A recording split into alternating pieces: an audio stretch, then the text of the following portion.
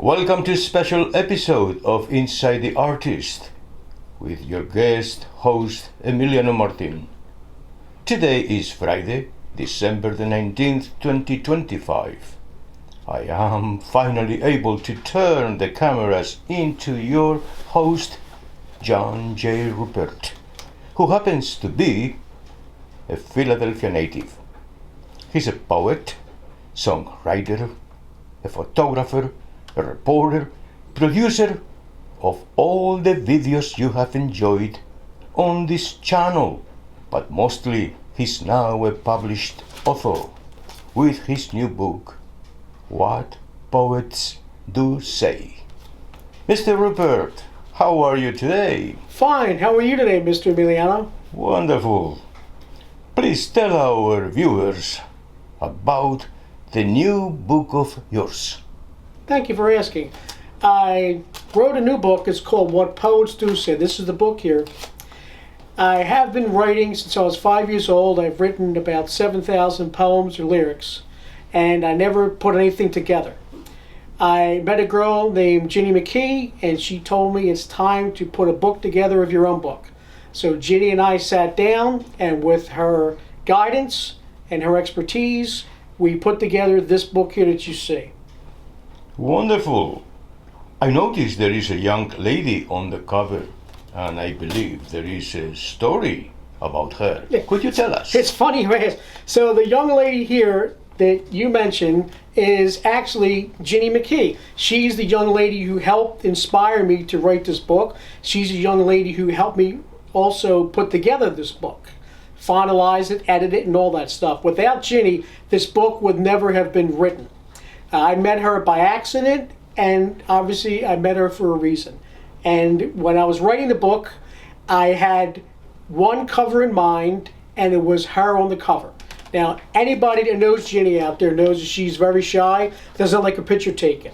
So I said to her, since you're going to sit down and have me write a book, then I'm going to have you as my cover girl. And cover girl she is.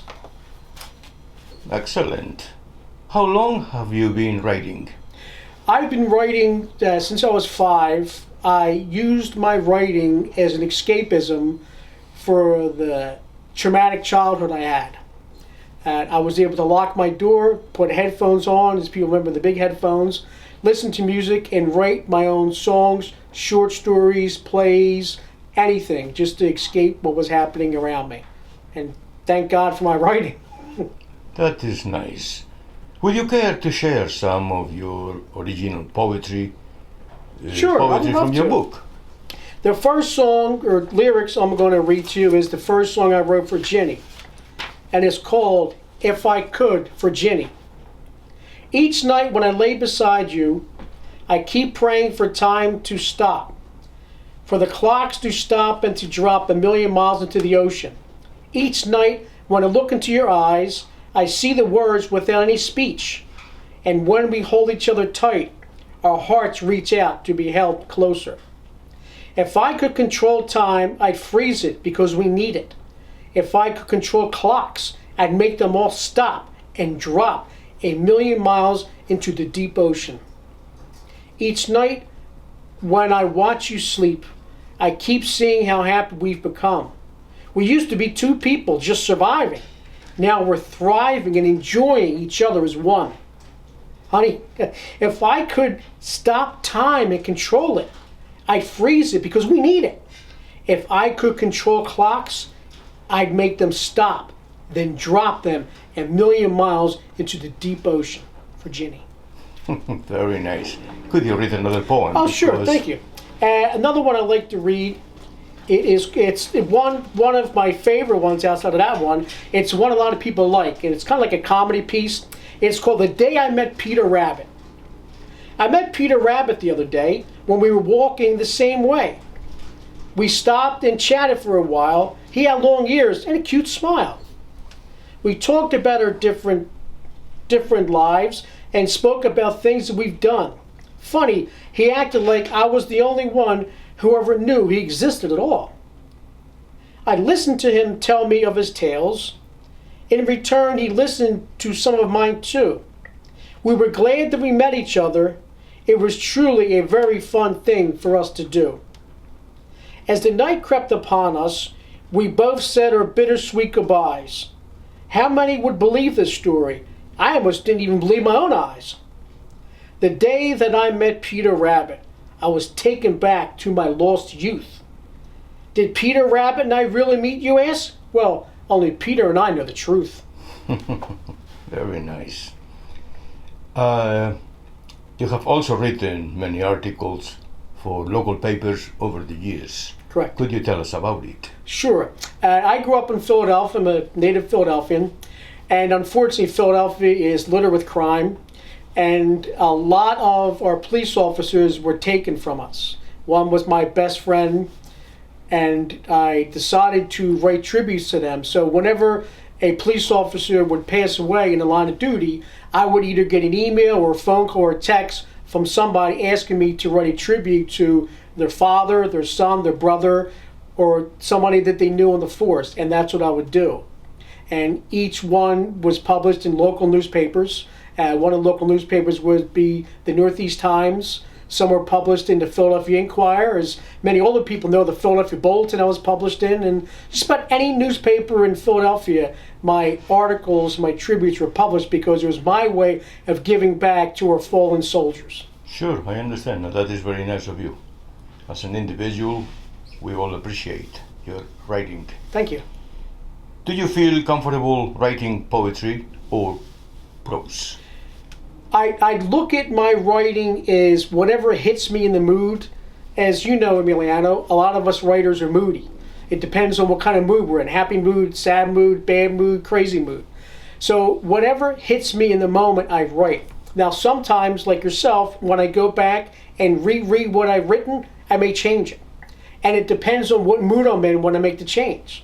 So it's funny. I don't really feel comfortable doing anything. I just let it flow as it is. Sure. If that makes sense. That makes sense for Yeah. a writer. I understand what you're saying. Mr. Ruppert, Yes, sir. how do you find your inspiration to write either poetry or prose? I find my inspiration, I call it people watching or animal watching. I go out and I go to a restaurant, or I'll go to a park or go to a zoo because I love animals, and I watch people and I listen. If I can't hear them, I watch their body language. And by watching them, I try to determine what story they're telling me. I put their story to pen and paper, hence the songs. Can you once again read one of your poems? Sure, I'd be glad to. Thank you for asking. This next poem I'd like to read to you is called The Writer's Pen, which is appropriate. The writer rose from his desk. He just needed to simply stretch, to give his body a well-deserved break, and allow his mind time to heal too. Sometimes the story will just flow, like the ink out of a pen. However, some days are different. He'll try and try again. The paper was waiting patiently. His hand had begun to wet it. It still needed more ink on it. The story was not yet finished. The writer sat back down, readjusting his old desk. The ideas had finally come back, and the paper welcomed the strokes. Sometimes the story will just flow, like the ink out of a pen. However, some days are different, so we just try and try again. Very good. Thank you. Very good. I understand that these poems you are reading belong to the book. We were just talking about it a minute ago.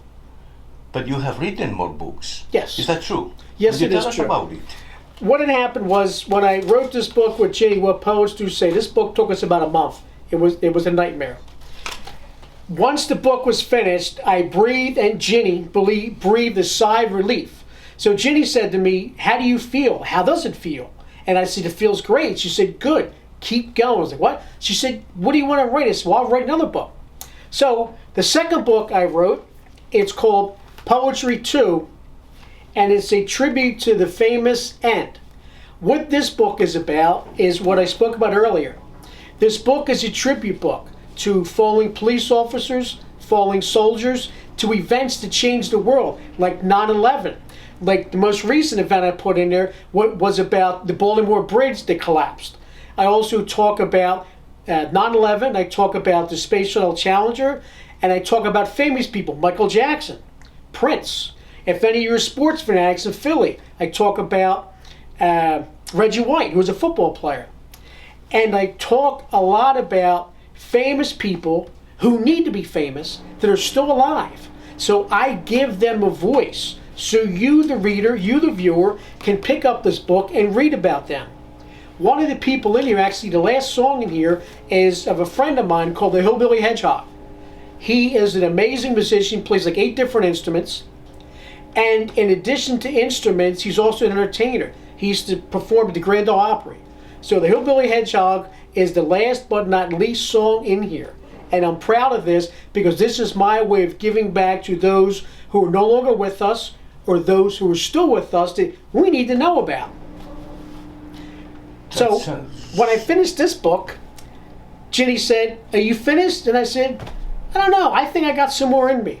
So I said, "You know what? I want to switch it up because Emiliano, you know me, I'm always over the place." So I decided the first book is a poetry book. The second book is a tribute book. I'm a comedian. I've been on TV, radio, newspaper, all that stuff. So I decided to write a comedy book. This book here is called Things Not to Say, But I Did Anyway. Now, the cover of this book, I love this cover of the book. Everybody does. This cover, the original concept, was created by you, my friend, Emiliano Martin. Then Ginny went and she did a little bit of revision on it, and we have this amazing cover. And Things Not to Say is a PG-13 book, and it talks about situations that we find ourselves in every day, and it allows us to look at these situations with adult humor. And it's a great book. And all 3 of these books are available on lulupublishing.com. Now, the first book, What Poets Do Say, is available on Amazon. What I would suggest you, if you would like to have a signed copy of any one of these books, reach out to me through my YouTube channel you're watching now, send me a message, and we'll get together. Because it's great to have a book, but it's even better to have the author's signature. Very interesting. Could you give us a sample of one of the things not to say? Sure. Because it sounds very interesting subject. Mr. Martin, here's another one for you. This is Things Not to Say at an AA meeting. Wow, that was some great advice. I'll drink to that. Great. And there's so many more things in here that I cover. I cover a lot of subjects, and people that have purchased this book love it. They laugh. And funny thing is, by them reading what I say, Things Not to Say, they're thinking of their own, which is good because it's all about the creative world. Is you and I like to have people wake their creative senses up and work themselves. Absolutely. And you come up with a good idea. And speaking of that, when Ginny and I were working on this first book, I had a friend of my son's, Ashley, ask about this book. She was saying, "Oh wow, you wrote a book. How do you do that?" So Ginny and I explained to her how to do it, and a month later, Ashley published her first book, which is great. And that's what we're here for. We're here to help people. Very good. Mr. Ruppert. Yes, sir. It is a pleasure to have you with us. Could you please read us one more poem out of the book? What Poets Do Say. You got it, sir. I'm going to read one. This one is it's actually a rap song, but I'm not going to rap on TV. It's called While Those Bullets Fly. If anybody lives in the city, they understand what this means. Run with me for cover. Run with me for your life. Best not think twice while those bullets fly. Come pray here with me. Come lay here with me. Just don't make a sound while the gunman's around. Ask your God for protection, or whoever you may rely on. Hope he can hear your words through the hail of those bullets. I hope it's time, not yours, and I hope that it's not mine. Together we should be fine as long as we pray together. Run with me for cover. Run with me for your life. Better not think twice while those bullets fly. Very good. Again, Mr. Martin, that's one of the songs that was published in the local paper when we were having all this violence in the city of Philadelphia. And I got a lot of comments on that, so I made sure to put that in my first book. Excellent. And it's a shame, here we are, 2025, you know, it's still... Now, one thing I wanted to mention to the audience is, and what poets do say, in each song I wrote when the song was written. So you can read the song and you see when I wrote it. Now, the second book that Ginny and I worked on, Poetry 2, it was Ginny's idea that she said, let the readers know a reason why you wrote each song. So that's what I did. So when you pick up this book, each song, I give a brief explanation of why I wrote each song. And matter of fact, case in point here, Over Us, for Philadelphia Police Sergeant James O'Connor IV. This is written in 2020. And up top I wrote, Philadelphia Police SWAT Officer Corporal James O'Connor IV was killed in a line of duty attempting to serve a warrant. God bless you for your service. Excellent job. Thank you, sir. Mr. Ruppert, what kind of advice do you have for writers out there looking for penning down the first book? Well, one advice I have is find yourself a great girl behind you, like I did. Actually, no. The advice I have is to just let it flow. Don't think it's bad. Don't think it's good. Don't think. Just let it. Take pen and paper, or if you're a computer person, put the fingers to the keyboards and just let it flow. Because there's no such thing as a bad song. There's no such thing as a bad poem. The only thing's bad is keeping it inside yourself. Very true. Now, the one caution I will mention to you is who you decide to publish your book. There's a lot of publishers out there. So please do your research and ask questions. Ask who can do what for you and ask what you have to do for them. Because there's a lot of money grabs out there, so just be careful. Right now, I myself am currently looking for a new publisher. It is what it is. All I know is I published 3 books, I'm happy, but it's time to move on. So if I can give you advice, it's to just write, but be careful who you go with. Anybody interested in a copy of your books, where can they find them right now? Sure. So if anybody's interested in what poets do say, this is my first book, Little Taps. This first book is available on Amazon.com when it's not sold out, because it's always sold out. It's also available from the publisher, LuluPublishing.com. It's called Print on Demand. So when you order it, they print it for you. The second book, Poetry 2, is available only on LuluPublishing.com. And the third book, Things Not to Say But I Did Anyway, is also available on Lulu Publishing. But Emiliano, like I mentioned before, any one of these 3 books you can get from me, the author. All you got to do is drop me a message on my YouTube channel, and I'll get back to you and we'll work something out, because I want this in your hand and I would like you to have my signature. Thank you, Mr. Ruppert, for that kind explanation. And one quick question, I apologize. Not just the signature, but what I also do, unlike a lot of authors, is I personalize it for you. I ask what your name is, and I have had books sold that people purchased for somebody else, and I ask them, oh, what's your name? No. Like, I just sold a book the other day for a young lady who purchased it for her son-in-law who's a doctor. So I wrote for a doctor. So it could be a gift for you, it could be a gift for others, it could be a gift for your mailman. Sure. It doesn't matter. But all I wanted is, I wrote these for these to be in your hand and to give you the inspiration to write your own book. Excellent. Mr. Ruppert, we are here at Inside the Artist, and we want to thank you so much for having shared your time and poems with all of us. We wish you the best now and ever. Happy holidays to our wonderful audience, and thank you for watching. Happy holidays again. Happy holidays, Mr. Martin. Thank you for having me. And don't forget, a dream is just a dream until you put it on paper. Thank you. Thanks, Jenny.